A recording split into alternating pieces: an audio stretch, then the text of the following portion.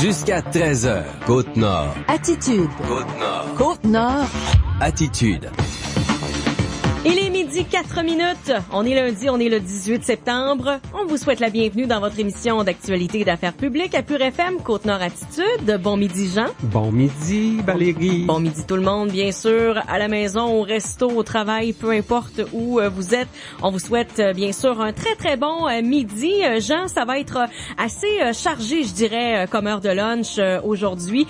Il s'est passé pas mal de choses dans les actualités au cours des derniers jours. Hein? Oui, c'est notre mandat de suivre l'actualité sur la Côte-Nord. Il y a eu deux grosses annonces, je dirais, deux grosses nouvelles depuis notre dernière émission jeudi midi. Jeudi après-midi, on apprenait que le Queen Mary II viendrait à Sept-Îles dès cette année, le 2 octobre. Il sera de retour l'an prochain. Ça, c'était déjà prévu pour 2018. Mais pour 2017, on l'attendait pas. Puis là, il va falloir s'organiser. C'est un bon défi pour Destination Sept-Îles, Nakawi-Nanou. Aujourd'hui, on a le Marco Polo aussi. Hein? Oui. Il devrait être proche du quai des Croisières. Vers 12h30, il va être au quai des Croisières et l'escale est prévue à compter de 13h. Il est ici jusqu'à 20h ce soir, le très beau Marco Polo. On en parle avec Marie-Ève Duguay, la chef d'escale de Destination Sept-Îles Nakawi-Nanou, qui sera avec nous vers 12h28. L'autre grande nouvelle, c'est cette annonce, vendredi après-midi, le passage chez nous de Pierre-Gabriel Côté, président directeur général d'Investissement Québec dans le dossier Mines Arnaud. La négociation a échoué avec le fameux partenaire opérateur là qui a gardé l'anonymat dans tout ça. Donc monsieur Côté est venu faire cette annonce, il a rencontré les gens du milieu vendredi, il a passé une bonne partie de la journée à Sept-Îles. On va entendre une entrevue avec le PDG d'Investissement Québec réalisée vendredi après-midi lors du point de presse à Sept-Îles. Donc Pierre-Gabriel Côté, et tout de suite après on a une première réaction, celle de Paul Bouffard, porte-parole du groupe Citoyens pour Mines Arnaud. Donc, bien sûr, il y a de la déception, mais on garde espoir quand même là dans le milieu économique à Sept-Îles pour voir un jour se réaliser le fameux projet Mines Arnaud.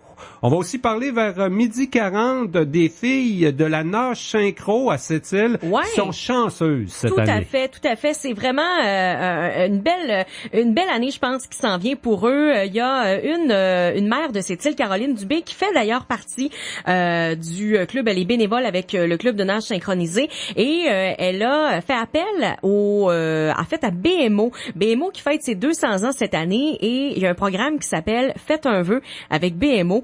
Elle a monté un dossier, elle a envoyé ça. Et finalement, ils ont remporté avec ce concours-là une visite de 2 nageuses synchronisées, des nageuses olympiques qui vont venir donner des cours, qui vont leur donner des conseils, tout ça. Donc, ça va être vraiment une belle activité et on va avoir la chance de parler avec Caroline Dubé, mais également avec Karine Thomas, qui est une nageuse synchronisée olympique quand même. Elle a participé aux Jeux olympiques en 2012 à Londres, en 2016 à Rio aussi. Médaillée d'or, oui, médaillée d'or des Jeux panaméricains. Donc, on va jaser avec ces deux filles-là aux alentours de 12h40. Elles sont chanceuses, nos nageuses synchronisées de cette île. Également, à notre chronique, la nouvelle d'intérêt avec Steve Chapado. On va revenir sur le projet Mines Arnaud. Steve Chapado, on le sait, est aussi président de la Chambre de commerce. Il aura sa réaction. On parle surtout du financement difficile en fonction des marchés mondiaux pour le projet Mines Arnaud. En fin d'émission, à la chronique, à la nouvelle d'intérêt.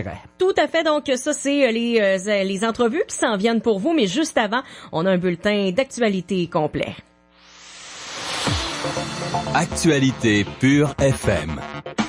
Valérie, on recherche toujours 2 personnes portées disparues sur la Côte-Nord. Je viens de parler il y a quelques minutes avec l'agent de communication de la Sûreté du Québec, Jean Tremblay, qui est normalement basé à Chicoutimi. Là, il s'est déplacé à Bécomo pour l'occasion. Il me disait que il y a pas de nouveau là dans l'avant-midi. Donc, des recherches qui se poursuivent du côté de la basse Côte-Nord, dans le secteur de Saint-Augustin, où un homme, il a été aperçu sur sa petite embarcation hier. Et un peu plus tard, on a aperçu la même embarcation avec une veste de flottaison à bord, mais pas le monsieur, là. Donc, la garde côtière effectue des fouilles, ainsi que les policiers et des bénévoles en Basse-Côte-Nord. La Sûreté du Québec recherche aussi un homme de 37 ans porté disparu depuis samedi au lac des Épinettes dans le secteur de Franklin. L'homme s'est rendu à son chalet vendredi soir, mais n'y était plus samedi matin, alors qu'il avait rendez-vous avec des amis. Les policiers ont réalisé des fouilles intensives hier et ça s'est poursuivi toute l'avant-midi en hélicoptère, en VTT, avec un chien pisteur également.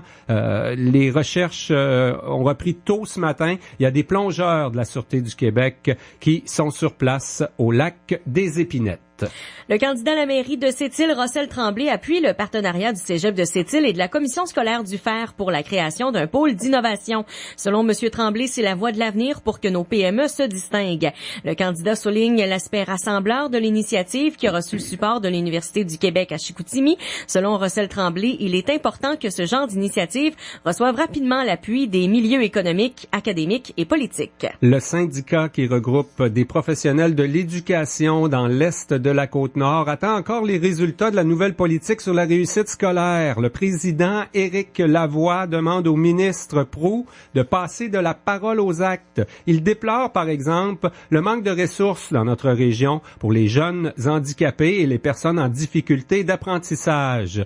Éric Lavoie rappelle que 5400 élèves ont fait leur rentrée scolaire dans les écoles de la Commission scolaire du Fer, de celle de la moyenne Côte-Nord et de celle du littoral, soit de Port-Cartier à Blanc-Sablon en passant par Fermont et Anticosti. Des investissements massifs sont nécessaires pour la réussite éducative des jeunes de la Côte-Nord, selon le président du syndicat CSQ, le Sept-Îlien Éric Lavoie.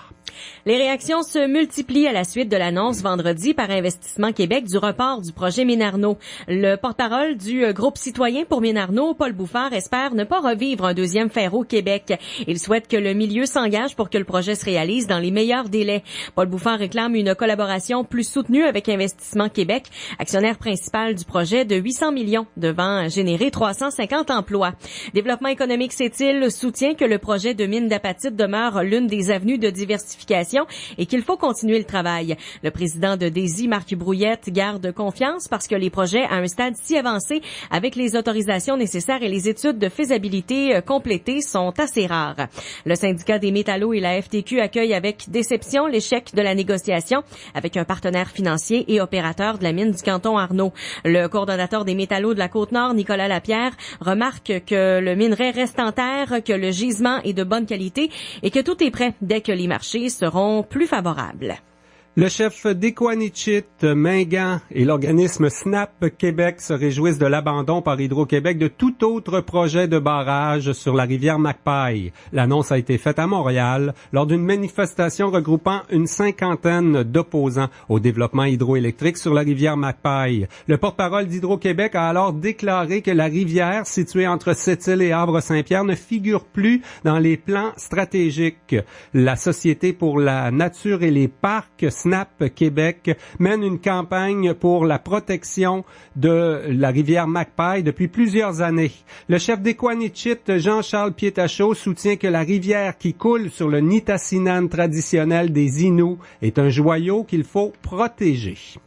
Et Charles Paquette s'est classé 30e vendredi au championnat du monde de triathlon U23 à Rotterdam. Vice-champion du monde chez les juniors l'an dernier, le triathlète de Port-Cartier participait cette fois à l'événement sur des distances olympiques. Charles a complété les 3 épreuves en 1h55 minutes 52 secondes, à moins de 5 minutes du gagnant, le Français Raphaël Montoya. L'athlète de Port-Cartier a joué de malchance au début de la portion de vélo et s'est retrouvé dans le gazon. Il a presque chuté et s'est ensuite retrouvé entre 2 pelotons. Charles Paquette se dit très satisfait de sa première sortie dans une épreuve de distance olympique sur un parcours extrêmement exigeant. Le PDG d'Investissement Québec, Pierre-Gabriel Côté, est à Sept-Îles vendredi. Il a confirmé lors d'un point de presse au milieu de l'après-midi que la négociation avait échoué avec un 3e partenaire qui devait être l'opérateur du projet Mines-Arnaud. Il nous explique tout ça, une entrevue réalisée vendredi, donc qu'on vous propose dans quelques instants. Attitude. En ce moment, chez IGA, en achetant un produit complément participant, vous obtenez une chance de gagner 1 million de dollars. Ça fait que vous êtes peut-être à une livre de beurre d'avoir le beurre, l'argent du beurre, la vache, la ferme, puis pas mal tout ce qui a rapport au beurre. Le million de dollars à gagner chez IGA, c'est là. En ce moment, chez IGA, en achetant 50 $ ou plus, vous doublez vos chances de gagner 1 million de dollars. Ça fait que vous êtes peut-être à un chip au ketchup d'être millionnaire. Ça donne le goût de manger des chips, ça, madame? C'est le million de dollars à gagner chez IGA. Aucun achat requis. Détail en magasin. L'automne est à nos portes et pour célébrer le retour des couleurs, vos boutiques Iris de Sept-Îles et Port-Cartier vous invitent à leur événement monture. Optez pour un nouveau style. Venez découvrir les dernières tendances mode dans le monde de l'optique ainsi que des centaines de nouvelles montures en exclusivité pour ces journées. L'événement aura lieu les lundis et mardis 18 et 19 septembre à votre Iris de Sept-Îles et se poursuit à votre boutique Iris de Port-Cartier les 21 et 22 septembre. Venez nous voir et profiter de nos promotions en boutique. Iris, l'expérience d'une meilleure vision. Hey, salut Martin! Pis, grosse fin de semaine? Hey, mais hein, moi et ma femme, on est allés au resto, au spa, à l'hôtel. Hey boy, ça coûte cher. Mais attends, ça c'est juste vendredi. Samedi, on est allé skier, se faire masser, puis on est retourné au resto. Coudon, as-tu gagné à la loterie? Ben non, j'ai tout acheté sur la boutique Attraction. Martin n'est pas riche, mais il a fait de grosses économies sur la boutique Attraction. Des offres exclusives à moitié prix minimum sur boutiqueattraction.com. Jusqu'à 13h. Côte-Nord. Côte-Nord. Attitude. Alors, Mathieu Côté, vous étiez à Sept-Îles aujourd'hui pour annoncer le report du projet Mine Arnaud. Vous l'avez fait aux intervenants politiques et économiques, entre autres, mais avec un message d'espoir, me semble. Oui, ben écoutez, on fait une mise à jour qui, bien entendu, à chaque fois qu'on vient, on parle des échéanciers, mais les attentes étaient qu'on venait faire une annonce pour la construction, etc. Et je voulais m'assurer que tout est transparent au niveau de la recherche d'investisseurs qui s'est pas matérialisé, mais qu'on continue à travailler sur le projet. La raison principale, les marchés de l'apatite ne sont pas là. C'est ça qui fait que Mine Arnaud, en bout de ligne, n'a pas d'entente avec des partenaires financiers ou un opérateur? J'aimerais vous dire que c'est la seule raison, mais les considérations d'un investisseur, souvent, vous le savez, dépendant des marchés, des cycles, c'est peut-être rentrer bas, rentrer haut. Vous savez, il y a de l'anticipation qui est au niveau du marché, de l'offre et la demande d'un produit, mais ces considérations-là sont toujours prises en compte et ce n'est pas la seule. Donc, l'appétit du risque aussi de ces investisseurs-là est à prendre en compte. Fait que nous, on travaille avec ça, mais on est c'est notre métier, fait qu'on poursuit notre travail. Donc, les conséquences, là, quand même, le bureau va rester, les employés, on garde l'ensemble de l'équipe puis on continue le démarchage quand même? On garde l'équipe reliée au démarchage, on garde pas l'équipe au complet. Celle qui était avec nous, on parle de 6 employés qui étaient associés à la construction du projet. Eux, c'était des contractuels, vont poursuivre le travail ailleurs, ils travailleront plus pour nous, mais peuvent être repris si le besoin se fait de remettre tout ça en branle parce que le projet débloquerait plus vite qu'on pense dans les prochains mois ou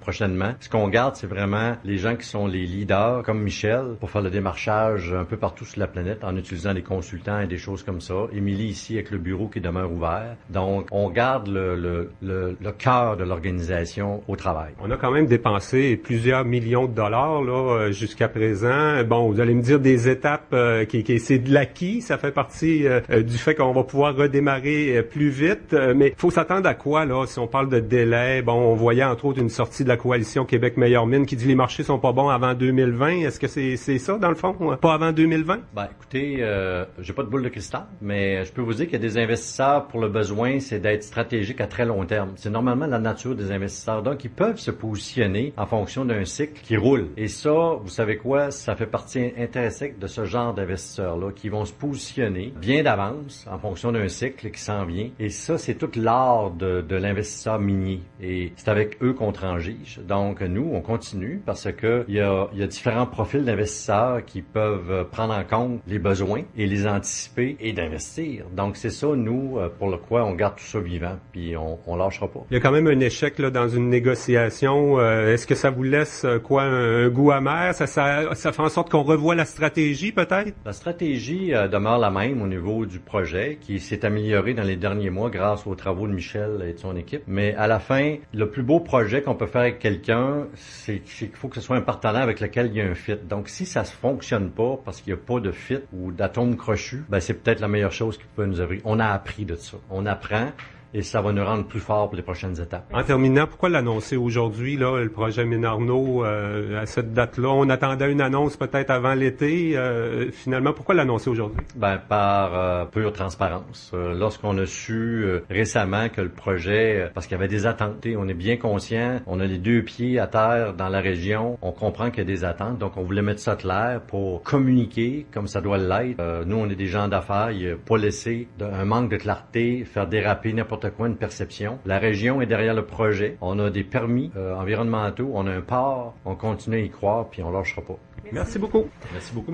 C'est le genre de nouvelles qui nécessitent, en fait, qui a alimenté probablement bien des réflexions, bien des discussions en fin de semaine à Sept-Îles. Cette annonce, là, on vient d'entendre l'entrevue que j'ai réalisée vendredi au milieu de l'après-midi avec Monsieur Pierre-Gabriel Côté, le PDG d'Investissement Québec. Il n'y avait pas des très bonnes nouvelles pour le milieu économique de Sept-Îles vendredi.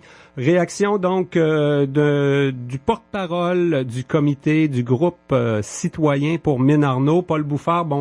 Bonjour. D'abord, vous autres, vous l'avez su le matin, hein? Vous l'avez rencontré, Monsieur Côté, il a rencontré les gens du comité spécifiquement, les gens du collectif Sept-Îles Agir à venir aussi. D'un peu partout en ville, là, des intervenants économiques. Puis on s'attendait pas vraiment à ça, hein? On savait pas d'avance qu'est-ce qu'il venait dire. On aurait préféré un autre genre de message vendredi matin, honnêtement, là. Mais là, il va falloir se retrousser les manches puis continuer le suivi, hein. T'as donné une douche froide, quoi, sur le monde qui militait, parce que citoyens pour Mine-Arnaud, c'était des militants pour un projet économique. Ben oui, c'est ça. Il y a plein de monde dans citoyens pour Mine-Arnaud qui sont... il y a des retraités, il y a des travailleurs, il y a des gens en affaires, c'est très varié.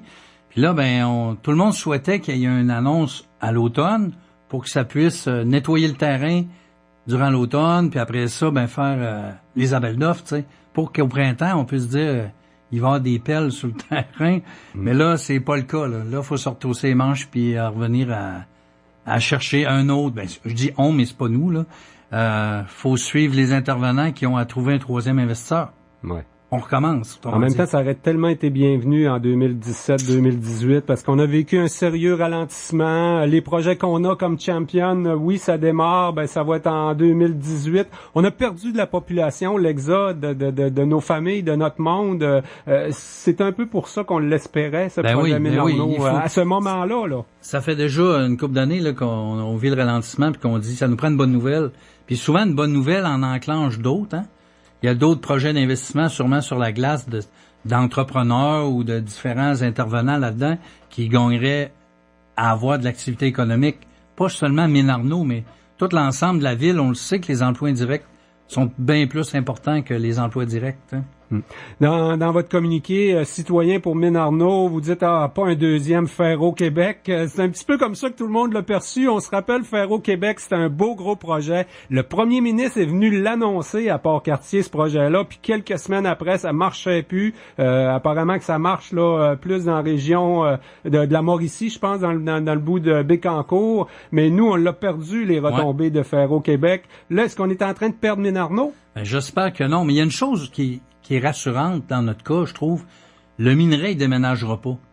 Tu sais, les dirigeants de la compagnie, comme Ferro-Québec, ont peut-être changé de ville. Mais le minerai, lui, il est là. Il est dans la terre. Puis ça fait déjà, 20-25 ans? J'étais même pas à cette île, puis on parlait de ce projet-là. Fait que j'imagine que il va y avoir un autre investisseur à un moment donné qui va dire, moi, je vais aller chercher le minerai dans la terre. Ouais. Je sais pas si vous avez eu le même discours, vos rencontres avec M. Côté dans l'avant-midi, mais en conférence de presse, il était plein d'espoir. Son message, c'est toujours l'espoir. L'espoir, faut garder l'espoir. Ça va se faire un jour. Le minerai reste là. Est-ce que vous embarquez dans ce message-là? Ou... Absolument. Absolument. Parce que le marché, il est là. Ils disent que les perspectives d'avenir pour l'apatite dans les engrais, tout ça, va devenir de plus en plus fort. Fait que la demande va continuer à augmenter. Mais ça prend juste le troisième intervenant. C'est pas le gouvernement qui va venir creuser la fosse. Là. Est-ce qu'on a fait ce qu'il faut? Est-ce qu'on est satisfait du travail d'Investissement Québec et du gouvernement du Québec qui a quand même tout réglé le dossier de Pointe-Noire, là, qui est venu réduire pas mal les coûts du projet Mine-Arnaud? Ça, c'est déjà connu. Mais Investissement Québec qui est actionnaire aux 2 tiers. On s'attend pas à cette île non plus qu'Investissement Québec, c'est des fonds publics qui construisent une mine tout seul. Ça en prend des partenaires privés. Eux, parce que j'imagine que pour eux autres, c'est difficile de courir, exemple, 2 partenaires en même temps. Là, ils ont terminé avec un. Ils vont se mettre à la chasse pour un deuxième. Parce que ça prend un partenaire c'est lui qui va prendre les cordeaux, là. Investissement Québec, c'est parfait, ils sont là pour, entre guillemets, appuyer le dossier puis mettre de l'argent, mais ça en prend un qui va dire, ça va être moi l'opérateur, la figure qui va avoir en ville, à cette île-là, qu'on va rencontrer à l'épicerie, c'est lui. Ça prend un partenaire qui va venir s'installer, puis là, il va créer de l'emploi, puis là, avec tous les emplois indirects qui vont être le fun. Parce que le minerai, on disait tantôt, il déménagera pas. Il est encore là, il est encore bon.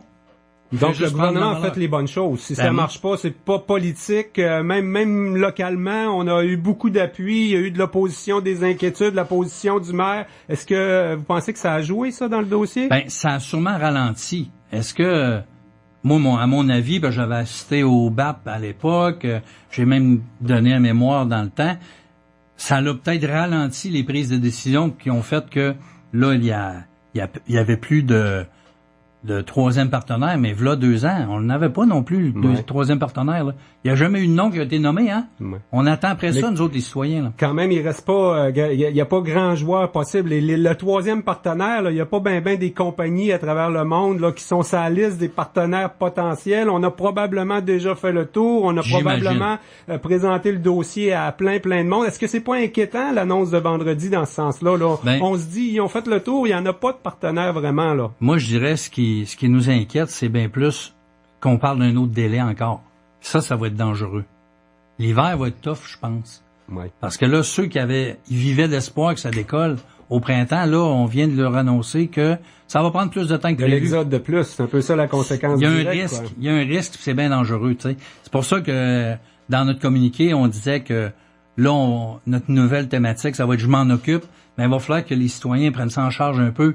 On peut pas prendre de décision là-dedans, mais on peut appuyer les intervenants pour dire « Hey, on est derrière vous, puis on veut que ça marche, le projet. » Je vais me faire un peu l'avocat du diable ce midi. Là, il y a cette annonce qui est venue. On parle beaucoup de diversification économique. Il y a eu beaucoup d'énergie qui ont été mis dans le projet Minarno. Est-ce qu'un comité comme le Comité citoyen pour Minarno pourrait un peu mettre l'épaule à la roue puis dire, bon, on va essayer de trouver des alternatives puis trouver des façons de diversifier l'économie? Écoute, je le sais pas trop. Honnêtement, là,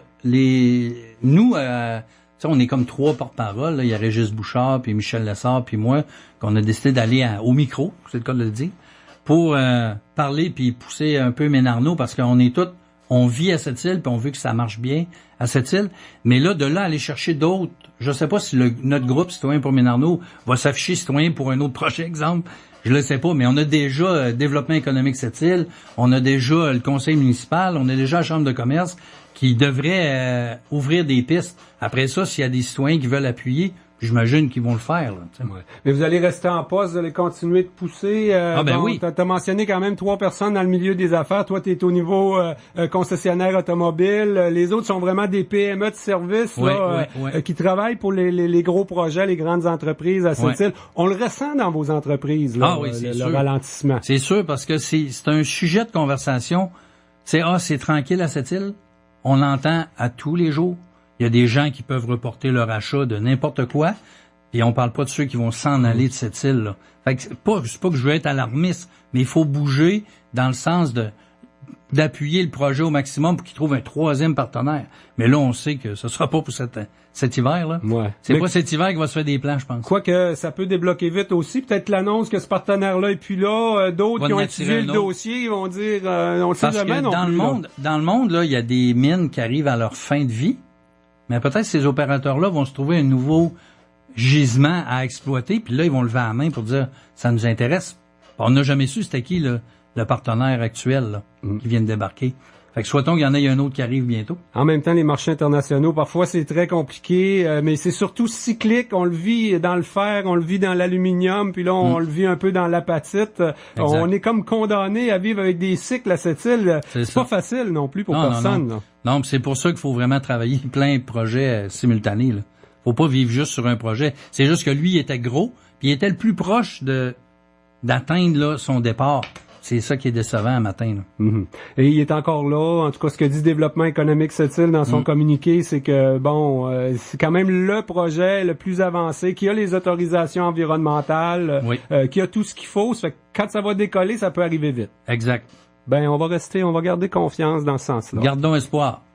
Paul Biffard, rappelons que tu es porte-parole du comité citoyen pour Mine-Arnaud. Un gros merci pour ton passage à Côte-Nord Attitude. Ça fait plaisir. Midi 28, nous on fait une courte pause. Ensuite, on parle de bateaux de croisière, le Marco Polo, mais également le Queen Mary 2 qui s'en vient du côté de Sept-Îles. On est avec Marie-Ève Duguay qui est chef d'escale chez Destination Sept-Îles, Nakawinanu. Jusqu'à 13h. Côte-Nord. Côte-Nord. Attitude. Pure FM. 94.1. Bonjour, j'aimerais avoir un beau bouquet de fleurs bien garni. Avec plaisir. C'est pour un baptême, un mariage? Ah non, c'est pour mon agent d'assurance. Ah ben, tulipe. Vous êtes avec Wawanessa, hein? Nous autres aussi, on les aime assez. On a doublé notre chiffre d'affaires grâce à eux. Je gage qu'ils vous en faites économiser.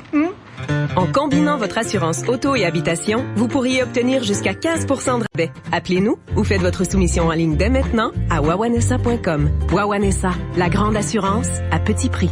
Allô, c'est Vincent du Blanc Bistrot, la production atelier traiteur et placard à poutine. Les 99,1, 94,1 sont proches de leurs clients. Grâce à eux, nous permettent de faire découvrir nos entreprises d'une façon différente, de la façon qu'on veut transmettre notre message. Faire affaire avec des gens d'ici fait vraiment la différence. Je pense que on peut tous être gagnants de faire affaire avec les deux radios locales de cette île. Faites confiance à Attraction Radio et découvrez la force d'attraction. Côte-Nord. Attitude.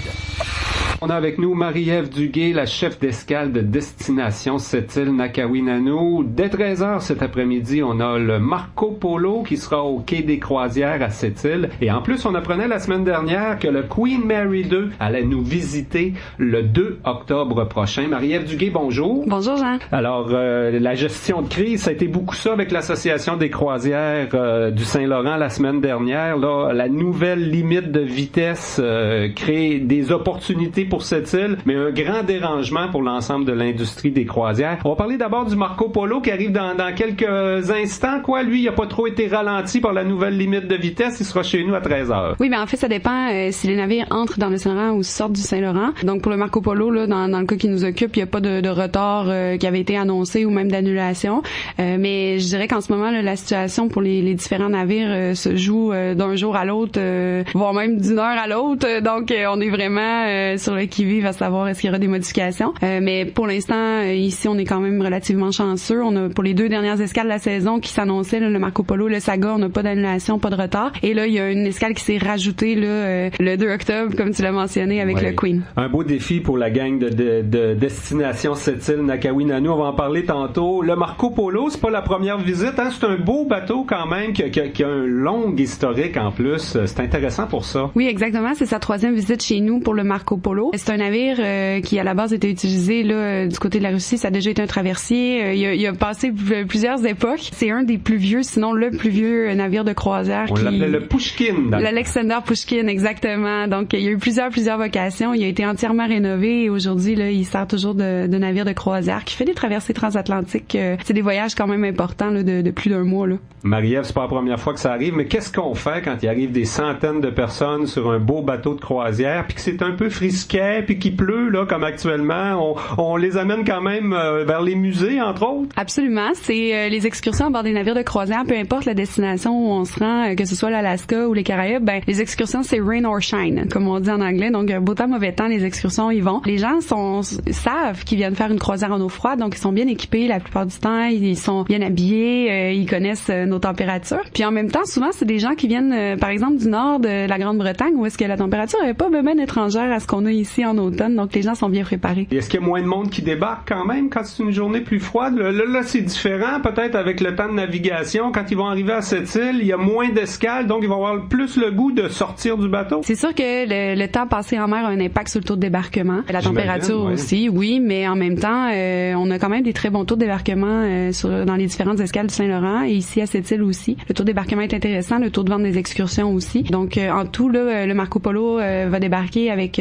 près de 1100 personnes, là, passagers et membres d'équipage. Donc, en gros, on s'attend à un bon taux de débarquement aujourd'hui, malgré la température. Même pour les gens de Sept-Îles, c'est une belle occasion d'en profiter. Je pense que c'est sur le site du port de Sept-Îles que je voyais que la marina, là, qui est un centre d'exposition maintenant, avec le Hermel, le bateau avec lequel Mylène Paquette a traversé l'Atlantique, il est ouvert aujourd'hui parce qu'il y a de la visite. C'est le temps d'en profiter. Il y a bien sûr aussi toutes vos installations dans le secteur du quai des Croisières. On peut en profiter, les gens de Sept-Îles aussi. Ben oui, on vous invite à venir voir le navire, c'est certain. Le pavillon d'accueil est accessible au public en tout temps lors des jours d'escale. Puis effectivement, le Hermel est ouvert au public aussi les journées d'escale pour permettre au plus grand nombre là, que les passagers puissent voir le navire de Mylène. Et il y a aussi une exposition là, qui traite de la baie de Sept-Îles à l'intérieur. Puis les gens de Tourisme Sept-Îles sont sur place aussi pour faire l'interprétation. Marie-Ève Duguay, comme chef d'escale, ça a été 10 jours stressants, quoi, depuis que le gouvernement du Canada a annoncé des nouvelles limites de vitesse, puis que là, les croisières, les bateaux, les compagnies sont en train de revoir leur horaire. Malheureusement, ça arrive en pleine saison. C'est pas le fun pour personne, là, mais ça devait être stressant pour vous autres, toi, comme chef d'escale. Ben, c'est certain que, tu sais, on travaille de concert avec l'Association des croisières du Saint-Laurent. On travaille tous de très proche. Les 9 escales du Saint-Laurent, on monitore la situation. On est tous sur le qui-vive un peu, mais en même temps, la situation qui est apparue un peu de n'importe où, ben, il a fallu agir. Donc, l'Association des croisières du Saint-Laurent travaille de très près avec le gouvernement fédéral là, pour voir à des solutions rapides avec les lignes de croisière aussi. Comme la réglementation est arrivée un peu par surprise, ben c'est sûr que tout le monde a dû réagir. C'est plus problématique dans la zone en tant que telle où est-ce que le gouvernement a instauré la limitation de vitesse. T'sais, pour une ligne de croisière, là, la diminution à 10 nœuds, ben ça peut représenter de couper de la moitié son temps de navigation, sa vitesse de navigation, oui. Ce qui fait que ça les ralentit énormément. Ça touche quand même beaucoup la Côte-Nord. C'est de Blanc-Sablon à Rivière-au-Tonnerre à peu près. Il y a beaucoup de bateaux de croisière qui doivent passer dans ce secteur-là, nécessairement. Oui, ben pour entrer dans le Saint-Laurent, ils doivent passer par la zone de restriction, donc c'est certain que ça a eu un impact là, sur les itinéraires de tous. Là. Et puis, pour chez nous, ben ça a créé quand même des opportunités. Hein, ça se refuse pas quand le propriétaire du bateau Queen Mary 2 dit « On irait faire un tour chez vous, même si c'est pas prévu, êtes-vous prêt à nous accueillir? » On peut pas dire non. C'est difficile de dire non, effectivement. Évidemment, on attendait la visite pour 2018, qui est toujours à l'horaire d'ailleurs. J'ai vu des gens qui étaient inquiets, ils se demandaient « Mais là, il va-tu venir quand même? » Oui, inquiétez-vous pas, il va venir quand même. Et j'ai aussi entendu que les gens allaient pas débarquer. Inquiétez-vous pas, ils vont débarquer. Quand Cunard nous a approchés là, pour faire le changement d'itinéraire, c'est sûr que c'est des choses, c'est une industrie qui bouge très vite. Hein? Donc, on a dû se revirer sur un dissous, comme on dit, mais nous, on a la réputation d'être une équipe flexible, puis que Cunard nous fasse confiance dans le choix de faire escale à cette île, malgré les circonstances, ben c'est certain que c'était quelque chose qui se refuse pas. Mais c'est quand même des circonstances très particulières. Hein? Jeudi dernier, on a réuni la presse. Là, il y avait toi, il y avait ta présidente Manon, il y avait un représentant du conseil ITUM et le maire de cette île. Finalement, on est content, mais on est un petit peu triste pour Gaspé aussi. La façon que ça se passe, c'est spécial quand même. Oui, c'est quand même spécial dans la mesure où, tu sais, on se réjouit de l'annonce, mais en même temps, c'est certain que ce qui nous réjouit le plus, c'est que le navire ait quand même décidé de faire escale dans le Saint-Laurent malgré tout. Malgré les circonstances, il a choisi de faire escale dans un port, parce qu'il aurait pu choisir de rester en mer aussi. Mais de continuer à faire confiance au Saint-Laurent puis à nos destinations, ça, pour nous, c'est hyper important. Et puis, ben, pour l'accueillir, c'est un gros travail d'équipe, tu sais, Destination Sept-Îles. Nous, on est un petit noyau qui gravite autour de tous les autres partenaires et collaborateurs. Puis, c'est sûr que c'est là qu'on va pouvoir démontrer là, la force de nos partenariats. Puis, tout le monde est déjà très, très impliqué. On a déjà les mains à la pâte. On a des suivis à presque tous les jours là, pour suivre l'évolution des travaux pour l'accueil de ce navire-là, qui va demander de mobiliser beaucoup de ressources. Mais on voit déjà les gens répondre à l'appel, puis les gens sont motivés. On est très contents là, de la réponse. Puis, je suis certaine qu'on va pouvoir travailler à leur offrir le meilleur accueil possible. Le message a été clair, en tout cas de la part d'Antoine Grégoire du conseil de bande ITUM. Là, les Inuits vont mettre la main à la pâte et vont se faire accueillants pour le Queen Mary 2. C'est quand même un grand défi pour toi, pour les employés, pour l'équipe. Là, est-ce que on est nerveux? On a juste 2 semaines pour faire ce qu'on pensait avoir 1 an là pour faire quand même. Mais c'est certain que pour la visite de 2018, on garde quand même des surprises. On va mettre en branle une série d'activités qu'on avait prévues, oui, mais évidemment, on pourra pas réaliser l'ensemble du programme qu'on s'était donné pour 2018. On était déjà à l'œuvre pour la venue de ce navire-là l'an prochain. Alors, il y a beaucoup de choses sur la table, mais on va se garder quand même des belles surprises pour 2018. Mais là, le 2 octobre prochain, qu'est-ce qu'on fait? On va l'accueillir comme on accueille aujourd'hui les gens du Marco Polo. C'est ce qui va se passer, mais ça va être juste un peu plus gros, plus de monde. Il y aura des activités spéciales qui seront annoncées. On travaille toujours de très près avec Tourisme Sept-Îles, Tourisme Côte-Nord, les différents intervenants en ville, l'Institut Chacapèche, la SDEUM, qui sont déjà attablés là à préparer l'accueil de ce navire-là avec des activités spéciales. Et puis du côté du port de Sept-Îles, de la ville, là, on s'affaire aux affaires logistiques là, pour la venue du navire, les plans de sécurité. Il y a beaucoup de choses à penser dans la venue d'un navire de croisière. On peut pas juste accoster le bateau puis faire débarquer les gens. C'est beaucoup plus complexe, puis tout le monde a les mains à la porte en ce moment. Il est très gros d'ailleurs. Ça va déborder au quai des croisières de plusieurs mètres. Il va y avoir de la place pour prendre de la photo en masse aussi. 2018, Marie-Ève, en terminant, là, c'est sûr que la raison, c'est pour protéger les baleines, tous ces changements-là. Puis ça, on est sensible à ça du côté de l'Association des croisières, tout comme du côté de Destination Sept-Îles, Nakawi-Nanou. Ça s'annonçait une année record pour nous autres. Il pourrait y avoir des changements pour 2018 aussi, là. C'est pas impossible qu'il y en ait. On est toujours à attendre la réponse du gouvernement du côté de l'Association des croisières du Saint-Laurent, à savoir si la réglementation sera maintenue. Si la réglementation est maintenue, c'est certain que les lignes de croisière, elles, planifient leurs itinéraires 2, même 3 ans d'avance. Donc pour 2018, si la réglementation est maintenue, bien évidemment, ils devront redessiner les itinéraires en conséquence.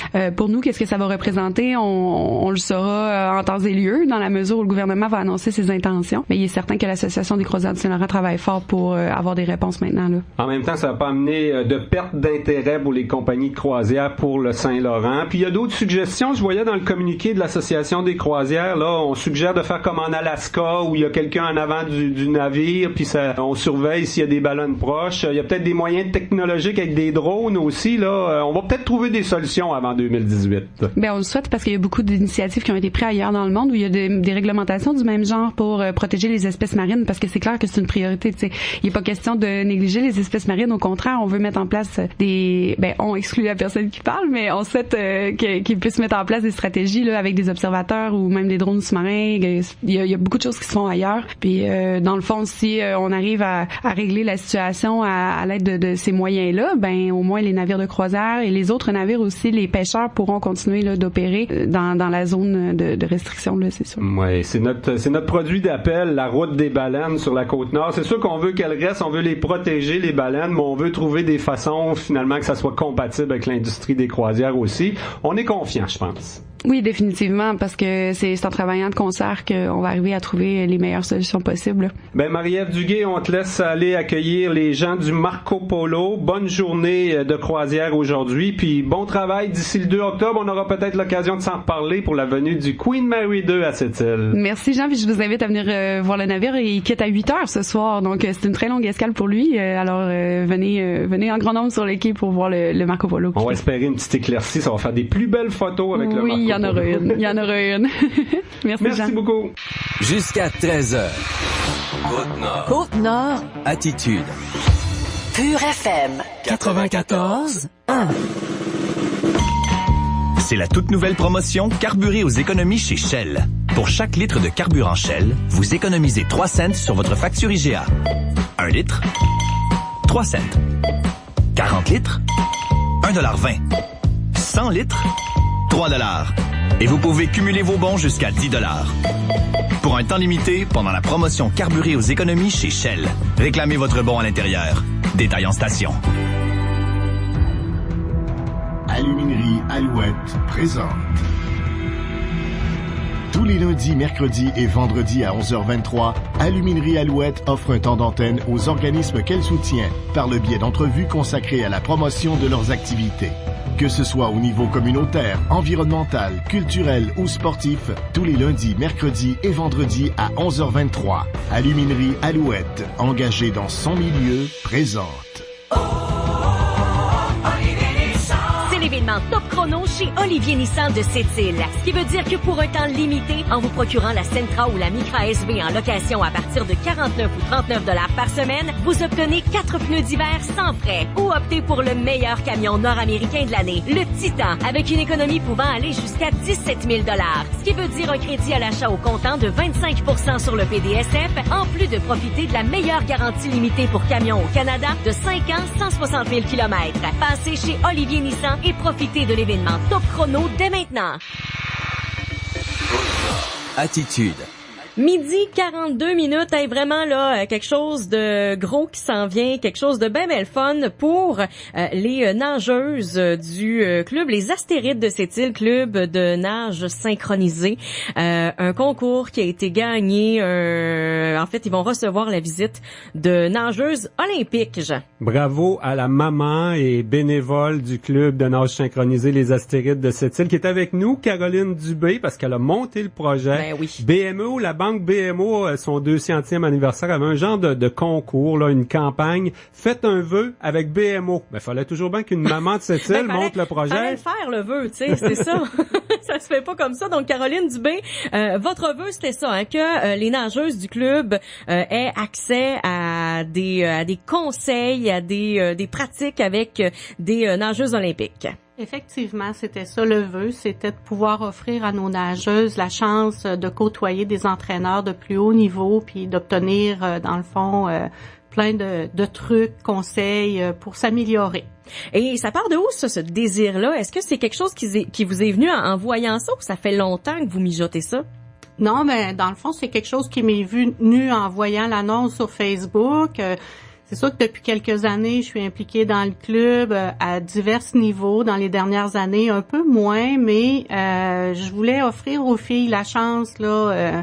Puis, en voyant qu'ils travaillent fort, puis ils s'impliquent beaucoup dans le club, j'ai pensé que ça pourrait être une bonne idée. C'est un beau petit club, la nage synchro à Sept-Îles, qui a du succès chaque année quand ils vont à des compétitions à l'extérieur, tant dans la région que à Québec ou ailleurs, là, quand il y a des choses au niveau provincial.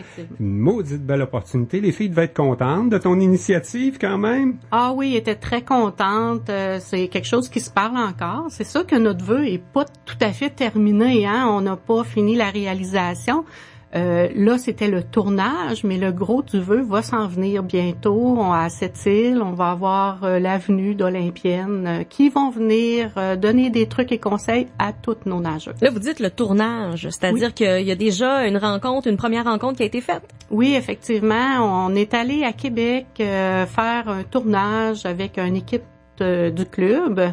Et les filles savaient pas. C'était une surprise. Okay. Ils savaient seulement qu'on partait en avion. On devait faire une compétition à Québec et on allait se pratiquer un peu avant parce que l'été, on nage pas vraiment.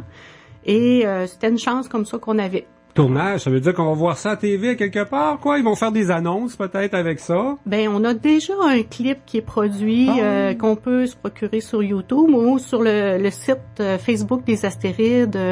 Ils ont mis déjà une petite vidéo là de ce qui a été monté et fait pendant notre séjour à Québec. Ça a été quoi la réaction des filles là quand vous êtes arrivées à Québec? Vous dites finalement c'est pas une compétition pantoute, on s'en va rencontrer des nageuses olympiques. Mais dans le fond, ça, ils l'ont réalisé. Ils étaient déjà dans la piscine. OK. C'était vraiment une surprise.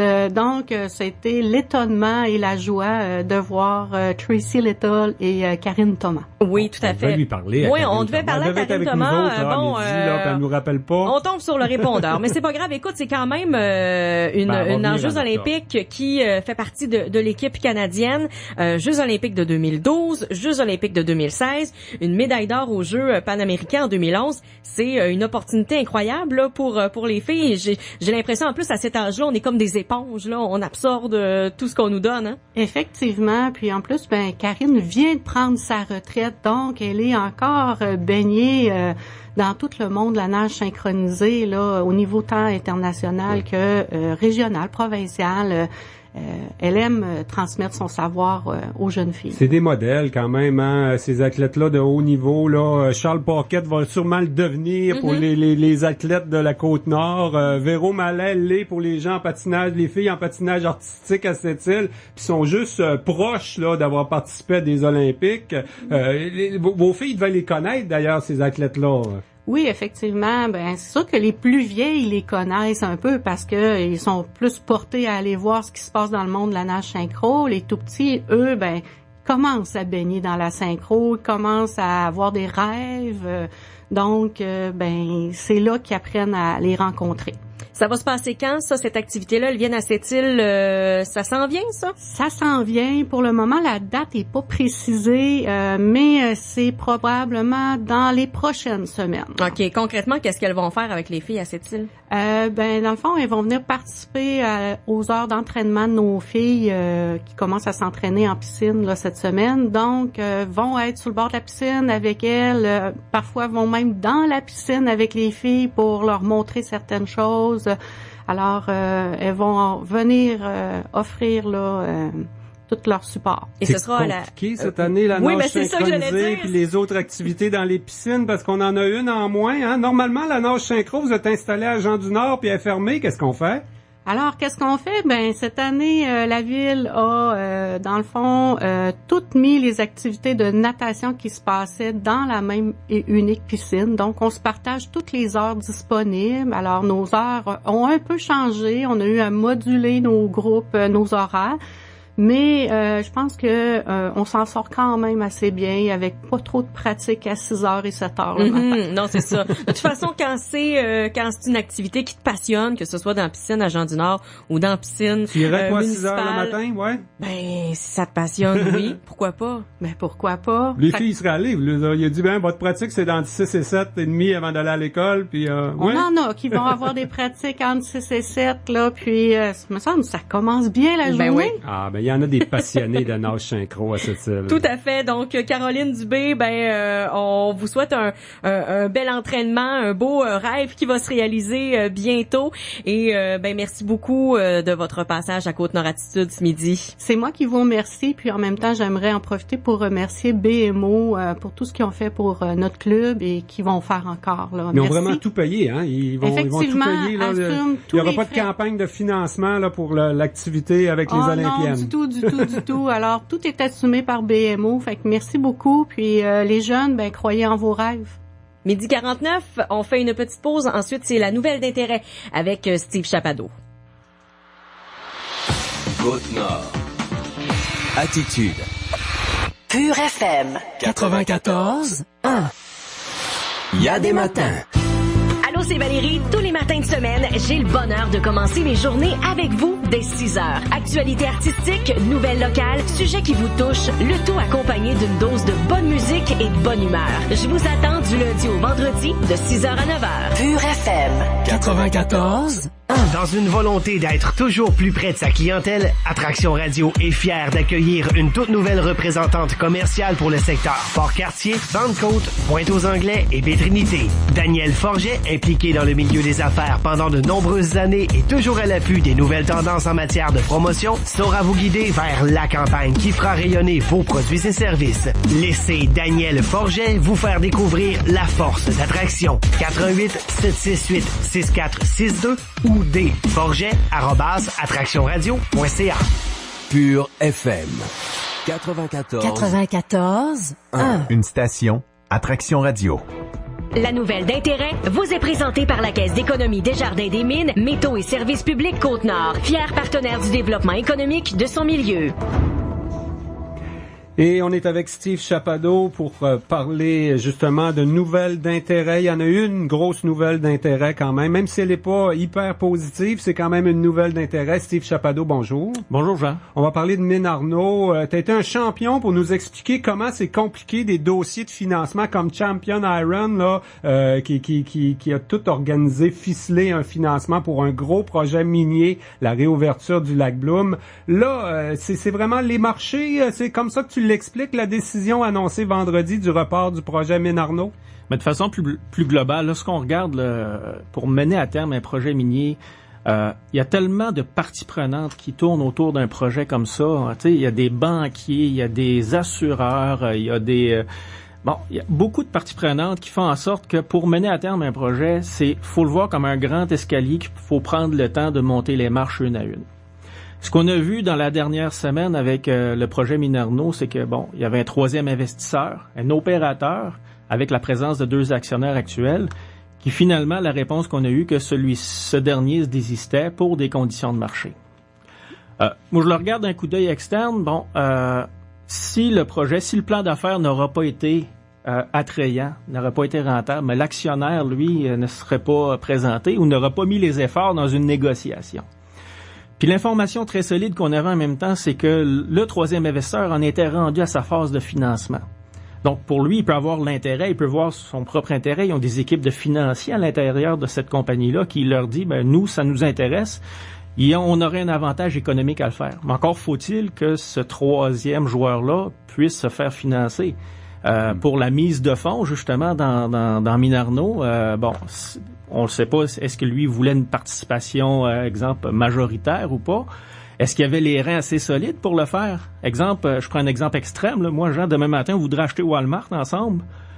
Plan d'affaires peut être super beau, hyper rentable, mais encore faut-il avoir les capacités pour pouvoir justement en arriver à faire cette J'ai juste une maison de 200 000 à hypothéquer, je m'embarque pas dans l'achat de Walmart, c'est ça que ça veut dire. Si je fais un parallèle aussi avec un troisième acheteur, puis ce que je retiens justement du président, du PDG, M. Côté, c'est est-ce qu'on avait le bon joueur pour le contexte? On sait que le contexte d'affaires dans les commodités actuellement, dans les ressources naturelles, est un peu plus difficile en raison des prix du marché. Mais on peut quand même aller recueillir des capitaux, mais à condition d'avoir justement des garanties à donner, tu le mentionnes, à condition d'avoir une capitalisation boursière suffisante, si c'est une entreprise qui veut rentrer en bourse, ou encore des actionnaires solides pour pouvoir justement investir dans un projet qui est à risque. Faut pas se le cacher, là, qu'on parle du fer, de l'aluminium ou de l'apatite. Bon, c'est des secteurs d'affaires qui est un peu plus risqué que la moyenne. Ouais, mais je pensais que l'apatite c'était plus stable quand même que le fer ou l'aluminium là, qui va souvent dépendre des décisions en Chine, des plans stratégiques économiques en Chine, des marchés, de l'offre et de la demande. Mais il y a toujours une part de risque dans un gros projet. On parle quand même d'autour de 800 millions pour démarrer Minarno. Oui, exactement. Mais cette prise de risque-là, mais souvent, oui, c'est que le promoteur lui en prend, mais c'est aussi ses banquiers qui en prennent davantage. On vous le mentionnait, les chroniques précédentes, pour des projets miniers, on va dans des ratios de 2 pour 1, 3 pour 1. Ça veut dire que le créancier met à 2-3 fois plus d'argent que l'entreprise elle-même. Fait que le poids de la décision fait en sorte que c'est beaucoup tous les grands acteurs qui tournent autour du dossier qui vont faire en sorte que si le projet se réalise, moi, ma perception, c'est qu'il y a tellement de parties prenantes autour d'un projet minier. On parle du gouvernement, on parle des banquiers, on parle des assureurs, que moi, je pense qu'il faut prendre le temps de grimper justement les marches une à une, puis faire en sorte que justement que si on en arrive au bout de l'escalier, c'est parce qu'on pense qu'on garde toutes les étapes ont été réalisées et on a des conditions de succès à ce moment-là. Le gouvernement du Québec, le milieu économique à cette île a fait les bonnes choses quand même là pour créer des conditions favorables. C'est pas de notre faute ni celle de Québec finalement si ça marche pas là. Ben Jean, je vais mettre un peu plus mon chapeau de président de Chambre de commerce. Ici, je pense qu'il y a un constat d'ensemble qu'il faut regarder derrière tout ça. Bon, je suis dans un contexte actuellement où j'ai avisé les administrateurs de la Chambre au mois de juillet que je renouvellerai pas mon mandat. Donc, il me reste théoriquement d'ici début octobre le temps de faire notre assemblée générale annuelle pour justement là, passer le flambeau à quelqu'un d'autre. Puis également, on a eu une rencontre du collectif ce matin et puis j'ai avisé les gens que c'était ma dernière rencontre. Donc, j'ai un coup d'œil peut-être un peu plus détaché quand on regarde ça aujourd'hui. Je pense quand on regarde l'annonce d'un projet comme Minarno, mais c'est un petit peu le résultat, moi je pense, d'un malaise qui est un peu plus profond qu'on a actuellement. Ça met en lumière vraiment deux choses. Notre déficience à travailler ensemble et aussi notre déficience à utiliser notre intelligence collective pour créer vraiment des projets de façon constructive. Puis là-dessus, je vois principalement deux freins. On a une atmosphère, justement, de méfiance entre les élus et le milieu socio-économique. Puis je pense que tout ça, ça nuit à un bon climat d'affaires. Si je le prends au niveau provincial, on voit que le gouvernement, il y a plutôt une culture d'opacité. C'est très opaque. Avoir vraiment de l'information qui est fiable de premier niveau, c'est difficile. Puis, très honnêtement, je peux comprendre certains citoyens qui veulent le projet Minarno, mais qui veulent aussi des réponses sur le plan environnemental. Ça, je peux le comprendre.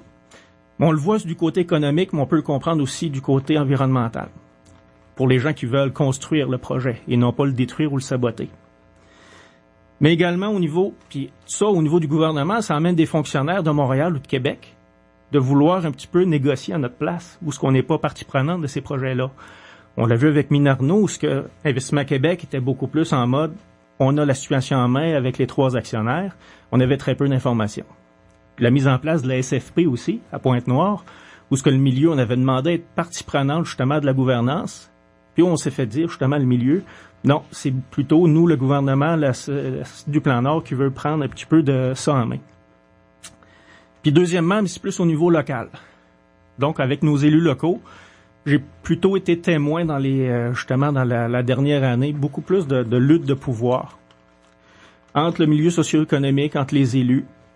Et également, tout ça, moi, je pense que au lieu de mettre cette énergie-là pour construire des projets puis les mener à terme. Ça, c'était le premier volet au niveau de la méfiance entre les élus, mais aussi, c'est qu'on est une région qui la compétitivité au niveau mondial, au niveau même entre les régions du Québec, il y a une forte compétitivité pour faire aboutir des projets, donc l'accès aux ressources est un peu plus difficile. Moi, je pense que on s'en va nulle part dans les façons de faire actuelles. Puis je suis très, très sincère quand je vous dis ça, c'est que le statu quo, c'est plus une option. Moi, je pense que la recette actuelle, ça fonctionne pas. Si on veut persévérer là-dedans, Einstein appelait ça de la folie. Ceux qui succéderont justement que ce soit au niveau municipal, que ce soit au niveau de la Chambre de commerce, devront prendre des décisions en conséquence. Il y a eu beaucoup de messages d'espoir quand même par Monsieur Côté, là. Puis même dans les communiqués réactions, là, Paul Bouffard qu'on recevait en début d'émission, Citoyens pour Mine-Arnaud, les métallos, développement économique Sept-Îles, on garde espoir de réaliser le projet. Mais là, j'écoute tes arguments sur le contexte, puis j'ai l'impression que, on a un compétiteur au Québec, il y a un autre projet de mine d'apatite, là, dans la région du Saguenay, qui, elle, est généralement assez forte sur la solidarité politique, économique pour aller chercher les choses, là, pour débloquer des projets comme ça. Jean, je vous ai fait part justement de un petit peu mes constats, mais je pense on peut s'en sortir. Pas on peut s'en sortir, on doit s'en sortir. Puis moi, la seule façon de justement d'attaquer ce problème-là, c'est d'avoir davantage de cohésion entre le gouvernement, entre les organisations socio-économiques et les élus locaux. Pour moi, c'est la principale porte de sortie.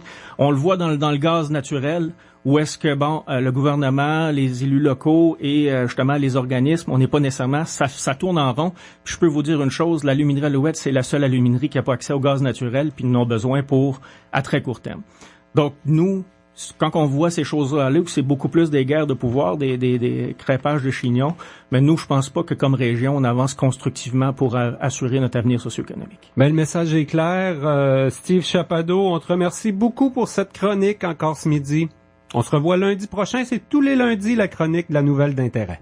Merci à vous. La nouvelle d'intérêt vous a été présentée par la Caisse d'économie Desjardins-des-Mines, Métaux et Services publics Côte-Nord, fier partenaire du développement économique de son milieu. Eh bien voilà, 13h, c'est ce qui complète cette première édition de la semaine de Côte-Nord Attitude, qui aura été bien chargée, Jean. Oui, encore plusieurs dossiers d'actualité qu'on va aborder demain midi. On devrait parler entre autres du pont sur le Saguenay. Il y a le président qui est de passage ici et qui est très content qu'il soit plus en contradiction, là, le prolongement de la route 138 et l'idée d'un pont depuis le dernier passage du premier ministre dans notre région. On salue l'équipage, les gens du Marco Polo, qui est au quai des Croisières actuellement. Ils sont arrivés. Merci à vous. Bye bye.